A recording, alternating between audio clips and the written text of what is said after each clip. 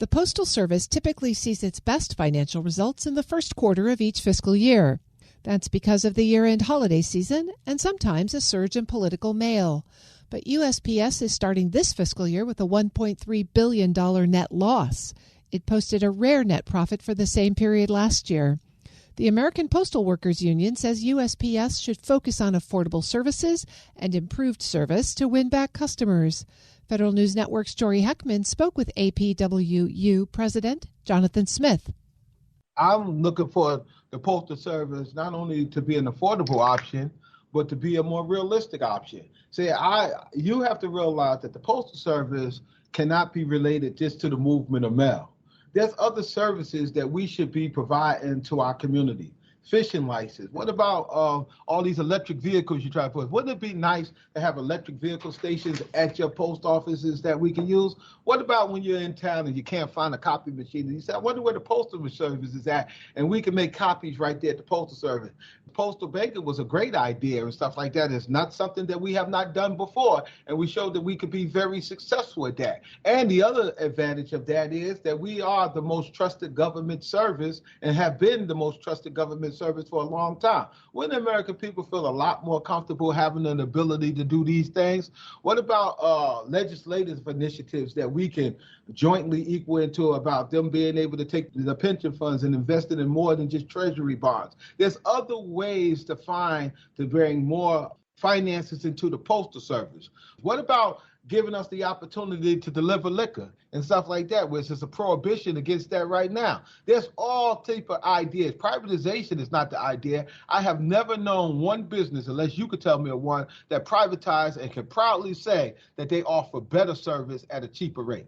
As far as the idea of the Postal Service and their finances, it's been a rough couple of years for the Postal Service. They've been posting multi-billion-dollar net losses, and this is after Congress passed postal reform legislation that even after that, the Postal Service is still in rough shape. What do you feel it will take for the Postal Service to turn things around, to be an agency that can manage its books and still deliver for the American people? If you take some of the services that I mentioned in the previous question and gave us an opportunity to bring more revenue into the Postal Service, we would not have a crisis. What we have is a crisis of open-mindedness, a crisis of services. Let me give you an example. You go into the Postal Service and you get frustrated because the line is going outside the door. And when you get inside the door, you see 8 windows there, but only 2 of those windows is open. Just saying, well, where's the other 6 people working these windows and this line can move, not realizing that that's all the employees we have, that there is nobody sitting in the back. There is nobody. The postal workers sitting there working through their lunch breaks. They work with little rest. They get in early and they leave late.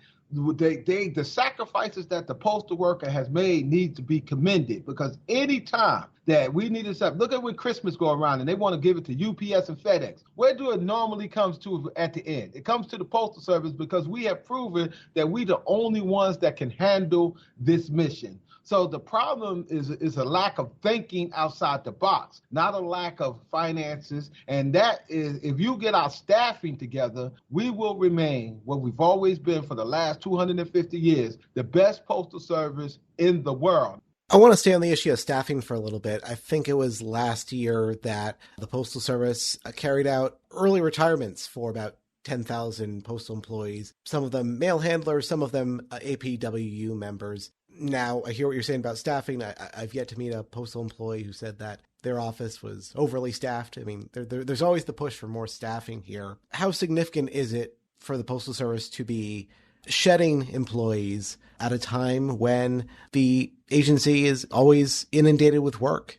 Say I had a staffing of 20 employees and I got 5 supervisors. So they'll take those 20 employees and they'll cut it down to 10, mostly by attrition. 10 people retired, they don't replace them. So we'll use your early retirement as an example. So now I got 10 people, but guess what I got? I still got 5 supervisors. So if it was an issue of staffing, if they want to save some money, why don't you get rid of some of these supervisors, some of these managers, because you don't need 5 supervisors to supervise 20 employees. So you're saying the mix of supervisors to frontline staff is off? What I'm saying, it doesn't make sense. One of the arguments that they'll make, they'll say, oh, we need to cut jobs because we don't have the mail volume, right? Okay, that makes sense. But the problem is your overtime is going through the roof. So if you didn't have the mail volume, you're paying overtime for people to sit there and do nothing. It doesn't pass the test of common sense. So I'm saying, yeah, you can make any argument and you can make numbers say whatever you want them to say. If you talk to the employees and how hard they're working and how they got to work through lunch because they can't get a break, that'll tell you something different. They are not passing the test of common sense to support whatever argument they claim to be making about the labor costs and there's too many employees. No, it's not too many employees. There's not enough employees. If you want to make the Postal Service better, then start making better decisions. And that's what the problem is. It's bad decisions, not bad workers. Changing gears here a little bit, last year, former Postmaster General Louis DeJoy agreed to work with DOJ on a couple of issues. And one of the things he directed them to take a look at is the Postal Service's real estate footprint across the country. One thing about the Postal Service is it's in every community, that just about every household is very close to a post office, and that they are able to take advantage of a nationwide utility. And what are your concerns as DOJ continues to take a look at the Postal Service's presence in so many different communities? They're looking at money. I come from New York, and I had to fight them off from trying to take a lot of our facilities and closing those facilities. You got to realize that some of those facilities are beautiful, historic facilities in very good locations. But guess what? Every time they tried to close one of those facilities, the proposal was to build condos, to build stuff that does not fit the community that they're in. It's a money grab. That's exactly what it is. And they want these facilities because they're after money and they're not after service. They don't realize that they keep trying to pigeonhole the Postal Service as a business when the Postal Service is a service. It is a service. So the concentration should be to offer more services to the communities that they serve. First, tell me what initiative had they put into place to bring more revenue into the Postal Service. Now tell me that's not working. Don't tell me your theory, because they're giving you theory with no evidence to support it. There's no evidence to support any of this is working. It's nothing more than a money grab. I would be remiss if I didn't ask you about last year's peak holiday season, always crunch time for the Postal Service. What would you say about the Postal Service workforce's ability to carry out the holiday season? What have you heard from your members as far as how the holiday season went? I heard what I hear every year. No matter what the obstacle is, we deliver. The people that I represent went to work every day.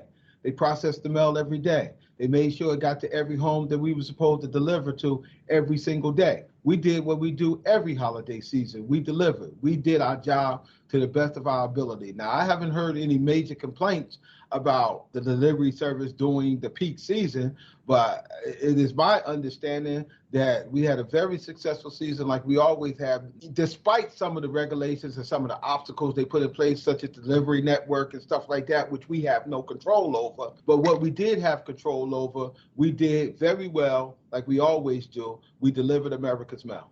That was Jonathan Smith, president of the American Postal Workers Union, speaking with Federal News Network's Jory Heckman. You can find Jory's story at federalnewsnetwork.com.